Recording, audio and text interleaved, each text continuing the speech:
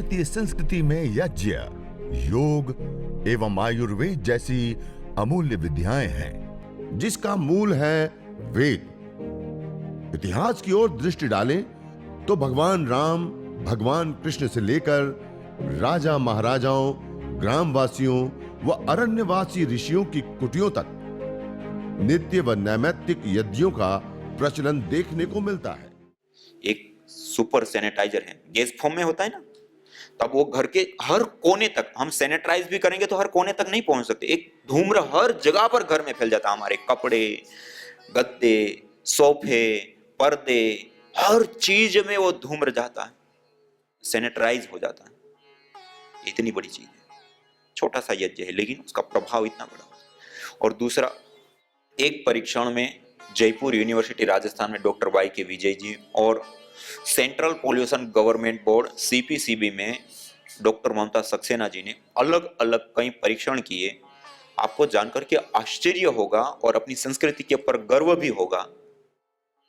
आज हम mobile, laptop, TV, computer और बहुत सारे उपकरणों का और अलग अलग चीजों का हम प्रयोग ले रहे हैं। इन सब के साथ साथ हम कार्बनिक पदार्थों का भी आज प्रयोग लेते हैं। ये सारी चीजें रेडिएशन छोड़ती है। हम एक रेडिएशन की जाल के बीच में जी रहे हैं। आज देश और दुनिया की बड़ी रिसर्च है और सारी चीज बताते हैं कि इस रेडिएशन की जाल में रहने से हमारे न्यूरॉन्स और हमारे सेल्स भारी मात्रा में डैमेज होते हैं। हमारी स्मृति शक्ति भी घटती है, चिड़चिड़ापन बढ़ता है। उसके साथ साथ एमएनडी, एमडी और कैंसर जैसे घातक रोग भी अधिक रेडिएशन वाले वायुमंडल में रहने से हो जाते हैं। छोटी छोटी चिड़िया, मधुमक्खियां, गौरैया आदि तो विलुप्त प्राय हो रहे हैं रेडिएशन के कारण। हम जब हवन करते हैं ना, तो ऑर्गेनिक मॉलिक्यूल्स जब वो टूटते हैं तो वायुमंडल के अंदर आते हैं छोटे छोटे महीन कण। वो जब वायुमंडल के अंदर आते हैं तो वायुमंडल के अंदर इलेक्ट्रोमैग्नेटिक और एटॉमिक में जो बीटा रेडिएशन होता है, जो हमारे व्यवहार में सबसे अधिक आता है, दोनों ही प्रकार के रेडिएशन की रेंज को वो तोड़ देता है। रेडिएशन से भी हमें बचाने का काम करता है यज्ञ। और आज तो इंटरनेशनल जर्नल लॉ के अंदर और research paper CPCB, central pollution control government board Delhi की संस्था द्वारा किए गए पब्लिश पेपर हैं कि हम यज्ञ करके रेडिएशन से बच सकते हैं। इतनी बड़ी चीज है, रेडिएशन से भी हमें बचाता है। इसके साथ साथ एक नासा के अंतरिक्ष वैज्ञानिक डॉक्टर ओम प्रकाश पांडे और उसके साथ उनकी टीम के बहुत सारे लोग, उन्होंने कई सारे अलग अलग परीक्षण यज्ञ के ऊपर किए। आज हम वायु प्रदूषण से पूरी दुनिया जूझ रही है। आज हम पेट्रोल, डीजल, कोयला, ये चीजों का भारी मात्रा में प्रयोग ले रहे हैं। इससे एसओएक्स, एनओएक्स, सीएफसी आदि गैसों का उत्सर्जन भारी मात्रा में होता है। उससे ये वायु प्रदूषित हो गए। इस प्रदूषित वायु में यदि हम बड़े शहरों के अंदर रहते हैं, 1 साल 6 महीने से लेकर के 5 साल उम्र हमारी कम हो जाती है, 1 साल उस शहर में रहने से, प्रदूषित वाले शहर में रहने से। और उसके बावजूद WHO, विश्व स्वास्थ्य संगठन के आंकड़े बताते हैं कि केवल मात्र वायु प्रदूषण के कारण प्रति वर्ष 70 लाख से अधिक लोगों की मौत हो जाती है। कितने? ये बहुत बड़ा आंकड़ा है। जो प्राणवायु हमें जीवन देती है, वो आज लोगों के जीवन ले रही है। हवन करने पर एथिलीन ऑक्साइड, प्रोपेलिन ऑक्साइड आदि कुछ महत्वपूर्ण गैसों का उत्सर्जन होता है। वो जब एयर के अंदर, वायु के अंदर आती हैं, तो वायु के अंदर बहुत सारी गैसें, वो दोनों जब आपस में मिलती हैं तो एक फोटोकेमिकल प्रोसेस चलता है। आप सब लोगों ने पढ़ा होगा फोटोसिंथेसिस प्रक्रिया। क्लोरोफिल, पत्तों का जो हरापन होता है, उसके ऊपर जब सूर्य की किरणें पड़ती है तो वायुमंडल के अंदर जो कार्बन डाइऑक्साइड का बॉन्ड है CO2, वो बॉन्ड टूटता है। कार्बन को वो अवशोषित कर लिया, अपना आहार बना लिया, ऑक्सीजन अलग हो गई। हम सामान्य रूप से क्या कहते हैं? पेड़ पौधे ऑक्सीजन देते हैं। पेड़ पौधे कोई ऑक्सीजन नहीं देते, वो कोई उत्सर्जन नहीं करते। वायु के अंदर जो पहले से ही बॉन्ड है कार्बन डाइऑक्साइड का, उसको तोड़ने का काम करते हैं सूर्य की उपस्थिति में, क्लोरोफिल की उपस्थिति में, और टूटता है। कार्बन को वो अपना आहार बनाता है तो ऑक्सीजन अलग हो जाती है। इसको कहते हैं फोटोसिंथेसिस प्रक्रिया। ऐसे ही ये दूसरी प्रोसेस होती है फोटोकेमिकल प्रोसेस। गैस गैस आपस में मिलने पर, निश्चित टेम्परेचर उसके ऊपर पड़ने पर उसके बॉन्ड टूटते हैं, बनते हैं, टूटते हैं, बनते हैं, जिसके परिणाम स्वरूप नासा के अंतरिक्ष वैज्ञानिक लोग ये कहते हैं कि यज्ञ करने पर ये जो गैसों का उत्सर्जन होता है वो जब वायु के अंदर आता है उसके बाद ये फोटोकेमिकल प्रोसेस चलते हैं, उसके परिणाम स्वरूप जिनको हम हानिकारक गैसें कहते हैं, पोल्यूटेंट गैसें कहते हैं, जहरीली गैसें कहते हैं, हार्मफुल गैसें कहते हैं, जिसके कारण से 70 लाख से अधिक लोगों की मौत हो जाती है, यज्ञ करने पर वो गैसें भी न्यूट्रलाइज हो जाती है। और एक परीक्षण में उन्होंने बताया कि बड़ा यज्ञ ये किया जाए तो उसमें आने वाले एक सप्ताह पर्यंत 100 यार्ड क्षेत्र, 100 मीटर का जो अराउंड क्षेत्र होता है उसके अंदर आने वाले एक सप्ताह पर्यंत भी यदि पोल्यूटेंट गैस आती है तो उसको भी न्यूट्रलाइज करने की सामर्थ्य रखता है। एयर पोल्यूशन से हमें बचा लेता है। और आप सब लोगों को विदित होगा जो भोपाल में गैस त्रासदी का एक बार घटना हुई थी, बड़ी भारी मात्रा में केमिकल कंपनी से मिथाइल आइसोसाइनाइड गैस का रिजार्व हुआ था, हजारों लोगों की लाशें बीत चुकी थी। उसके बीच में कुशवाहा परिवार, राठौड़ परिवार, ये ऐसे लोग थे जो प्रतिदिन यज्ञ करते थे और उस समय भी उन्होंने यज्ञ किया और वो लोग उसके बीच में बच गए। आज भी आप सर्च करोगे तो घटनाएं देश नहीं पूरी दुनिया में फैली थी यज्ञ, आज भी आपको मिलेगी वो घटनाएं। और कितने लोगों ने उसके ऊपर उसके बाद स्टडी की, रिसर्च किया। उसके बाद वहां पे ही एक माधव आश्रम करके एक संस्था है, उन्होंने उस समय की सरकार ने कि वहां के उस इलाके के लोगों में जो लोग बच गए थे और जो माताएं गर्भवती थी उनका गर्भपात सरकार करा रही थी कि ये बच्चे सुरक्षित नहीं जन्मेंगे, विकलांग होंगे, बुद्धि से कमजोर होंगे या अलग अलग प्रकार की समस्याएं होगी, या गर्भपात करा रहे थे। उस समय उस माधव आश्रम के लोगों ने प्रचार किया और उनको कहा कि ऐसा दुष्कर्म ना कीजिए, हर रोज हवन कीजिए, यज्ञ कीजिए, उसमें बैठिए, आपके बच्चे के ऊपर कोई आंच नहीं आएगी।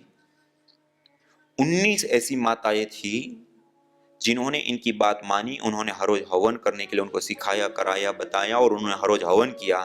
आपको जानकर के आश्चर्य होगा, 19 के 19 माताओं की जब डिलीवरी हुई तो बिल्कुल नॉर्मल डिलीवरी हुई और स्वस्थ बच्चों को जन्म दिया। वहीं की घटना है। कहने का अभिप्राय है कि अलग अलग प्रकार के वायु के अंदर जो विजातीय तत्व होते हैं, अवांछित तत्व होते हैं, जहरीले टॉक्सिक गैसें होती है, उससे भी ये यज्ञ हमें बचाने का काम करता है। रेडिएशन से भी बचाने का काम करता है। माइक्रोबायोलॉजिकल प्रदूषण, बैक्टीरिया, वायरस, फंगस जनित कम्युनिकेबल डिजीज से भी हमें बचाने का काम करता है। ऋण आवेशित बाहुल्य वायुमंडल बना करके हमारी बॉडी को अल्कलाइन करना, गुड हार्मोन्स को बढ़ाने का काम करता है। उन सब के साथ साथ एक महत्वपूर्ण और विशेष लाभ हमें प्राप्त होता है जब हम विधि पूर्वक यज्ञ करते हैं, मंत्रों का पाठ करते हैं, रश्मियों का दर्शन करते हैं और वो जो पूरा एक आहुतियां देते हैं उसका विखंडन हो रहा है, वो टूट रहा है और पूरी एक एनर्जी, ऊर्जा के साथ जो एक पूरा एटमॉस्फेयर, वायुमंडल, जो एक अनुष्ठान की बात हम करते हैं। जापान के एक साइंटिस्ट डॉक्टर मोतोयामा करके, उन्होंने इसके ऊपर काफी सारे परीक्षण करने के बाद ये बात को उन्होंने बताया कि यज्ञ करने पर हमारे शरीर के अंदर जो एनर्जी, ऊर्जा, शक्ति का जो फ्लो होता है, अलग अलग क्षेत्रों में, अलग अलग समय में अलग अलग एनर्जी के फ्लो काम करते हैं। उसके ऊपर उन्होंने काम किया और उन्होंने कहा कि यज्ञ करने से हमारे शरीर के अंदर एनर्जी का फ्लो कई गुना बढ़ जाता है एक बार मात्र यज्ञ करने से। और जब ऐसे मंत्र के पाठ साथ हम जब विधिवत यज्ञ करते एक अनुष्ठान होता है, आपको जानकर के आश्चर्य होगा कि आज तक हमारे पास इतने बड़े रिसर्च इंस्टीट्यूट है, मेडिकल कॉलेजें हैं और सब कुछ हैं, स्पेशलिस्ट डॉक्टर से लेके सब कुछ, लेकिन आज भी हमारे पास न्यूरोकेमिकल्स को बैलेंस करने के लिए दवाई नहीं है। और जो विधिवत यज्ञ करता है उनके न्यूरोकेमिकल्स बैलेंस हो जाते हैं। इतनी बड़ी चीज है, न्यूरोकेमिकल्स को बैलेंस कर देता है। और उनके साथ साथ यज्ञ एक केमिस्ट्री है। क्या है? केमिस्ट्री। देखिए, हम यज्ञ के अंदर जो अलग अलग जड़ी बूटियां डालते हैं, मैंने कहा ना, GCMS gas chromatography mass spectroscopy, इसका प्रयोग करके हमने कई सारे अनुसंधान, कई सारे परीक्षण PRI पतंजलि रिसर्च इंस्टीट्यूट में परम पूज्य श्रद्धेय स्वामी जी महाराज, परम पूज्य श्रद्धेय आचार्य श्री महाराज के मार्गदर्शन निर्देशन में कई सारे परीक्षण हुए और उसमें अलग अलग जड़ी बूटियों को जलाने पर जो धूम्र उठता है उसको हमने एनालाइज कर करके देखा। आपको जानकर के आश्चर्य होगा, यज्ञ के धूम्र के अंदर भिन्न भिन्न प्रकार के कई सारे मेडिसिनल कंपोनेंट्स, फाइटोकेमिकल्स प्राप्त होते हैं। हम बॉडी को डिटॉक्सिक करने के लिए जो दवाइयां लेते हैं, एंटीऑक्सीडेंट कंपोनेंट्स, वो भी इस यज्ञ के धूम्र के अंदर पाए गए। असंतुलित रूप से जो कोशिकाएं बढ़ जाती है, गांठ बन जाती हैं, ट्यूमर कैंसर में घटित हो जाता है। एंटी ट्यूबरकुल कंपोनेंट्स हम लेते हैं उसको ठीक करने के लिए, वो भी इस यज्ञ के धूम्र के अंदर पाए गए। एंटी इंफ्लेमेटरी, जो सूजन, इन्फेक्शन, दर्द के लिए जो हम दवाइयां लेते हैं, वो कंपोनेंट्स भी इस यज्ञ के धूम्र के अंदर पाए गए। एंटी माइक्रोबाइल, जो कम्युनिकेबल डिजीज होने के बाद हम जो दवाइयां लेते हैं, वो कंपोनेंट्स भी इसके अंदर पाए गए। एंटी एंजियोजेनिक, कैंसर को ना होने देना या होने के बाद जो उसका ट्रीटमेंट के लिए जो हम दवाई लेते हैं, उसके अंदर जो कंपोनेंट्स होते हैं वो भी इसके अंदर पाए गए। यहां तक कि एंटी ब्यूटाजेनी, हमारे जीन्स में आने वाले बदलावों को भी रोकने वाले मॉलिक्यूल्स, कंपोनेंट्स गैस फॉर्म में परमिसिबल लिमिट के अंदर एक साथ मल्टीपल कंपोनेंट्स इस यज्ञ के धूम्र के अंदर पाए जाते हैं। ये आपके सामने जो अलग अलग रखिए, ये रोगानुसार अलग अलग हवन सामग्रियां हैं। ये सारे अनुसंधान करने के बाद जैसे हम दवाइयों का निर्माण करते हैं ना, ऐसे ही मैंने कहा ना, जो सबसे ज्यादा और सबसे इंपॉर्टेंट, जिसके बिना 2 मिनट भी हमारा जीवन नहीं चल सकता है, वो आहार हमारा कौन सा है? प्राणवायु, गैस वायु। 24 घंटे हम लेते हैं, उस प्राणवायु के माध्यम से आवश्यकता अनुसार, एक केमिस्ट्री है, यज्ञ क्या है, इस द्रव्य को डालोगे तो ये बनेगा, इसको डालोगे तो, जैसे रबर डालोगे तो अलग स्माइल आएगी, प्लास्टिक डालोगे तो अलग स्माइल आएगी, और अलग अलग पेट्रोल, डीजल, कोयला आदि डालेंगे तो अलग अलग। रॉ मटेरियल क्या है, उसके आधार पे उसका उत्पादन भी डिफरेंट डिफरेंट अलग अलग होता है। अलग अलग मॉलिक्यूल्स, अलग अलग कंपोनेंट्स, अलग अलग स्माइल, गंध, सब चीजें अलग होती है, डिफरेंट होती है। अलग अलग जड़ी बूटियों को भी डालने पर अलग अलग मॉलिक्यूल्स, कंपोनेंट जनरेट होते हैं, बनते हैं। दुनिया में, वर्ल्ड में पहली बार परम पूज्य श्रद्धेय स्वामी जी महाराज और परम पूज्य श्रद्धेय आचार्य श्री के मार्गदर्शन निर्देशन में PRI पतंजलि रिसर्च इंस्टीट्यूट में कई परीक्षण हुए। उसमें ये 11 प्रकार की रोगानुसार हवन सामग्रियां अनुसंधान के साथ पहली बार बनी, और 2 प्रकार के धूपन, और इसके साथ साथ ये ट्रीटमेंट के रूप में, चिकित्सा के रूप में एक बहुत बड़े रूप में अनुसंधान हुए। और उसमें देखिए एक महत्वपूर्ण बात, यज्ञ के जैसे कंपोनेंट्स होते हैं, उससे श्वास के माध्यम से लंग्स तक, लंग्स के माध्यम से ब्लड तक, ब्लड के माध्यम से हमारे पूरे शरीर में पहुंचते हैं, उससे भी हमारा ट्रीटमेंट होता है। क्या होता है?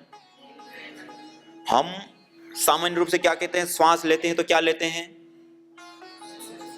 ऑक्सीजन बोलते हैं ना। केवल हम ऑक्सीजन नहीं लेते हैं, हम इस प्राणवायु के साथ बहुत सारी चीजें लेते हैं। यदि हम ऑक्सीजन ही लेते हैं तो चाहे कितना भी प्रदूषित शहर हो, उसमें रहेंगे तो प्राणवायु से ऑक्सीजन लिया, बाकी चीजों को छोड़ दिया, तो हमारे शरीर के ऊपर दुष्प्रभाव नहीं होना चाहिए, हमारी आयु कम नहीं होनी चाहिए, हमें बीमारियां नहीं होनी चाहिए। लेकिन ऐसा होता है, हम बीमार होते हैं। क्यों होते हैं? केवल ऑक्सीजन नहीं ले रहे, उसके साथ और भी बहुत सारी, यहां तक कि जो शहरों में रहते हैं, पेट्रोल का हम बहुत प्रयोग करते हैं, डीजल का, शहरों के अंदर गाड़ियों में लेड धातु के पार्टिकल भारी मात्रा में वायु के अंदर आ जाते हैं। अभी परीक्षण कई सारे हुए, शहर में रहने वाले लोगों के ब्लड के अंदर लेड के छोटे छोटे पार्टिकल बहुत बड़ी मात्रा में पाए जाते हैं। गांठें, ट्यूमर आज जो बढ़ रही है, उसका सबसे बड़ा कारण है जो हम लेते हैं ना, वो ब्लड में मिलता है। खाली ऑक्सीजन नहीं लेते, कई चीजें लेते हैं। ऐसे ही जब हम प्रदूषित वायु में रहेंगे तो उसका दुष्प्रभाव साथ में जा रहा है। जैसे आयु कम किया, 1 साल में 5 साल की आयु कम कर दिया, ऐसे ही जब हम अलग अलग प्रकार की जड़ी बूटियां गाय के घी से हवन करते हैं और उससे जो वायु निर्मित हुआ, उसमें जो जीवन शक्ति है, उसमें जो मॉलिक्यूल्स, कंपोनेंट्स हैं, उसको लेने पर हमारी आयु दीर्घ होती है, लंबी होती है। आयुर्यज्ञेन कल्पताम, ये आयु को लंबी करने वाला है। और हम जो 24 घंटे प्राणवायु लेते हैं, उसके माध्यम से वो कंपोनेंट्स हम निरंतर लेते हैं, उसे हमारी आयु कहते हैं ना। जैसी होगी वायु ऐसी होगी हमारी आयु, जैसी चाहिए आयु वैसी चाहिए हमें वायु। अच्छी वायु के लिए हमें क्या करना पड़ेगा? यज्ञ, हवन। इसके साथ एक महत्वपूर्ण बात देखिए, ये मॉलिक्यूल्स, कंपोनेंट्स तो हमारे लिए चिकित्सा का काम करता है, लेकिन उसके साथ साथ एक बहुत सटीक, विशेष और बड़ी बात, आप सब लोगों ने नैनो शब्द सुना है? नैनो टेक्नोलॉजी, नैनो शब्द, नैनो कार तो सबने सुना होगा। नैनो क्या होता है? पदार्थ जो होता है उसका माइनस घाते 10। 1 मीटर का 1 अरबवा हिस्सा 1 नैनोमीटर होता है। कितना? 1 मीटर का 1 अरबवा हिस्सा। वो इतना नैनो होता है, हमारी 5 में से 1 भी इंद्रिय उसको ग्रहण नहीं कर सकती, उतना छोटा हो जाता है। 1 नैनोमीटर से 100 नैनोमीटर के बीच की जो चीजें होती है उसको हम नैनो पार्टिकल कहते हैं। क्या कहते हैं? और 100 से लेकर के 500 1000 तक की जो चीजें होती है उसको हम नैनो स्केल पार्टिकल कहते हैं। नैनो टेक्नोलॉजी क्या है कि पदार्थ को तोड़ करके उसके अंदर जो निहित शक्ति है, सामर्थ्य है, ऊर्जा है, उसको प्रकट अवस्था में ला करके मल्टी लाभों को उठाने की एक विद्या है नैनो टेक्नोलॉजी। हम ईंधन का प्रयोग करते हैं, बहुत सारे अलग अलग ईंधन प्रयोग करते हैं, लेकिन जब हम सैटेलाइट छोड़ते हैं या चंद्र आदि उपग्रह पे जाते हैं तो यान में जो ईंधन का प्रयोग करते हैं, कौन सा ईंधन प्रयोग करते हैं? यूरेनियम। कई लाख किलोमीटरों की यात्रा जाने की और कई लाख किलोमीटरों की यात्रा आने की, और उसके बाद भी बच जाता है, थोड़ा सा लेते हैं तब। क्यों? उसको हमने किस आधार पे तैयार किया है? नैनो टेक्नोलॉजी के आधार पे। किसके ऊपर? इतना ताकतवर हो गया। आज हम कंस्ट्रक्शन में भी बहुत ऊंची ऊंची बड़ी बड़ी इमारतें बनाते हैं और फिर भी गारंटी देते हैं कि इतना भूकंप आ जाएगा तब भी ये नहीं गिर सकती, इतनी वायु आ जाएगी तब भी ये नहीं गिर सकती। क्यों? आज उसमें हम क्या प्रयोग करते हैं? नैनो टेक्नोलॉजी के आधार पे तैयार किए गए हुए स्टील के सरियों का प्रयोग करते हैं और उसके आधार पे खड़ी करते हैं। इतने बड़े बड़े पिलर होते हैं ना, वो भी नहीं, ऐसे छोटे छोटे पिलरों में बड़ी बड़ी बिल्डिंगें बन जाती हैं और उस बिल्डिंग की अपेक्षा कई साल अधिक टिकती हैं और मजबूत होती हैं। क्यों? Nano technology. इसी प्रकार से हम इलेक्ट्रॉनिक जगत में भी नैनो टेक्नोलॉजी का प्रयोग करते। पहले भी हम बल्ब का प्रयोग करते थे, बिजली वो ज्यादा लेता था और प्रकाश कम देता था, लेकिन आज हम उसको नैनो टेक्नोलॉजी के ऊपर ले गए। अब बिजली कम लेता है, प्रकाश क्यों? नैनो टेक्नोलॉजी के आधार पर हमने तैयार किया। इसी प्रकार से इलेक्ट्रॉनिक जगत में हम पहले ये जो चिप हम प्रयोग करते हैं, डाटा को जो सेव करते हैं, आपको पता पहली बार जब चिप बनाई गई थी कई 100 मीटर का पूरा बड़ा हॉल के अंदर एक चिप थी, और कंप्यूटर में जो स्क्रीन के ऊपर डाटा होता है ना, उतने को वो सेव करके रख सकता है। आज हम उसको नैनो टेक्नोलॉजी के ऊपर ले गए, तैयार किया, एक नाखून के बराबर चिप होती है और कितना बड़ा डाटा हम सेव कर लेते हैं। Nano technology. हम आयुर्वेद के अंदर दवाइयां लेते हैं, आसव, अरिष्ट, वटी, चूर्ण और अलग अलग दवाइयां लेते हैं। जब बीमारी की अवस्था बढ़ जाती है, बिगड़ जाती है, अलग अलग दवाइयां लेने पर भी जब रोग ठीक नहीं होता तो वैद्य क्या करते हैं? रसायन विद्या देते हैं, भस्म, राख, भभूत, जो हमारे शरीर के अंदर आवश्यक होता है जो तत्व, वो जिस पदार्थ के अंदर उसको जलाते हैं, जलाने के बाद राख हो गई, आप फूंक मारो तब भी वायुभूत हो जाती है, लेकिन उसको भी नहीं छोड़ते। उसको फिर क्या करते हैं? खरल करते हैं, पीसते हैं, 30-30 फूट देते हैं, 30-30 दिन, 50-50 दिन उसको लगातार खरल करते हैं, और उस राख को जो आप फूंक मारो तब भी उड़ जाए, उसका पार्टिकल को और तोड़ते हैं और तोड़ते हैं और तोड़ते और तोड़ते तोड़ते उसको इतना तोड़ा जाता है कि बिल्कुल नैनो अवस्था में ले आते हैं। हम चमड़ी के ऊपर रख करके थोड़ा ऐसे घिसे ना, हमारे ब्लड के अंदर मिल जाए वो पार्टिकल, इतने नैनो कर देते हैं। न होता प्रदूषण और रोगों का वार, करते यदि यज्ञ योग पेड़ पौधों का विस्तार, यज्ञ योग पेड़ पौधों का विस्तार, यज्ञ शिष्टा सिनः संतो मुच्यन्ते सर्वकिल्बिषैः, भुञ्जते ते त्वघं पापा ये पचन्त्यात्मकारण। अर्थात जो यज्ञ शेष बचे हुए अन्न का पान करते हैं, प्रसाद को प्राप्त करते हैं, प्रसाद को ग्रहण करते हैं, वह मुच्यन्ते सर्वकिल्बिषैः, सभी प्रकार के पापों से, दोषों से मुक्त हो जाते हैं। भुञ्जते तु त्वघं पापा ये पचन्ति आत्मकारणा, जो केवल अपने पेट की आपूर्ति के लिए अन्न को पकाते हैं, वह अन्न नहीं अपितु पापी लोग पाप का भोग कर रहे हैं।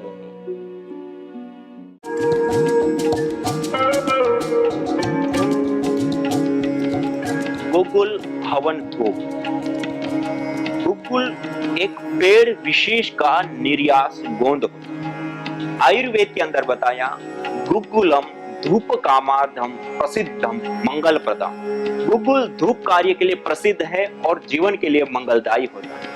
बाह्याभ्यंतर देह से शोधनार्थम प्रकल्पयेत्, शरीर के बाह्य और आभ्यंतर दोनों ही प्रकार के शोधन में यह उपयोग में आता है। तीनों दोषों का समन करने वाला होता है, पुष्टिकारक होता है, बलकारक होता है, नृत्य होता है, कंठ्य होता है और संपूर्ण आरोग्य के लिए हितकर लाभकारी होता है। इस गुग्गुल की ध्वनि समस्त प्रकार की नेगेटिविटी, नेगेटिव ऊर्जाएं और मानसिक असंतुलन और स्ट्रेस हार्मोन्स को दूर करने वाला।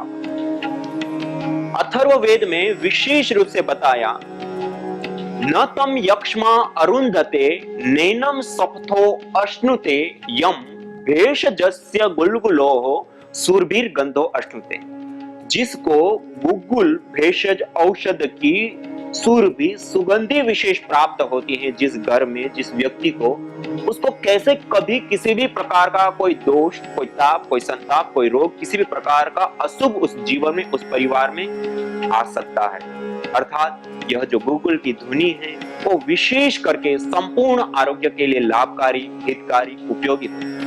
वर्तमान साइंस भी यह मानता है कि गुग्गुल की ध्वनि करने पर वाइकोल, मेथोनिमाल, बोर्नियोल, थोजोल आदि विशेष कंपोनेंट्स, मॉलिक्यूल्स इस गुग्गुल की ध्वनि करने पर उत्पन्न होते हैं, जो स्ट्रेस हार्मोन्स को डाउन लाते हैं, गुड हार्मोन्स को बढ़ाते हैं। हमारे प्राचीन शास्त्रों में बताया, घृत गुलगुलो होमे च सर्वोत्पातादिर मर्दनम। घी और गुग्गुल का हवन करने पर इस प्रकृति में होने वाले समस्त प्रकार के उत्पात शांत हो जाते हैं।